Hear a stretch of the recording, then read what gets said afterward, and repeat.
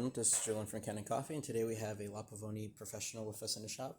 And I came in for a general tune-up and also a lot of work on the bottom of the machine.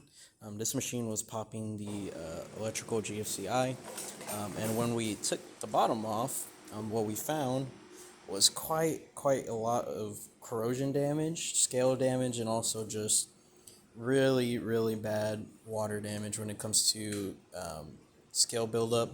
It was actually destroying the heating element, which is why it was popping the GFCI in the first place. And so pretty much we had to redo the entire bottom of the machine, that is the heating element, the pressure set, and also the pipe that runs to the pressure set.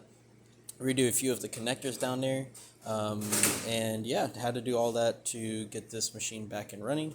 And now that we're here, we're going to just quickly brew a shot on it by putting this in here. And then we did a tune-up on this machine on top of all of the work done on the bottom, which was replacing all of the key gaskets on the machine and also making sure that everything's running smoothly. So now we're just going to pull this lever all the way up, get to the top so it pressurizes, pull this for a little bit. Usually you want to wait until the coffee runs out, but I'm going to start pulling down right now. This is a single shot basket, so we should be pulling a little bit.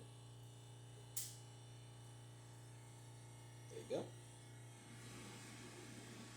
Again, trying to keep even pressure with the shot. I did put quite a lot of coffee in a single basket.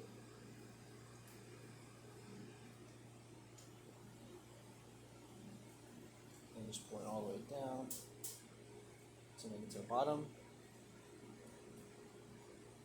There you go. And of course, there's always going to be a little bit of excess pressure in the group head, so whenever you brew a shot on a Pavoni, you want to wait until the machine depressurizes the group. So we're just going to put a little rag right here and just kind of catch the dripping coffee. So just to quickly test the steam on. Open this up.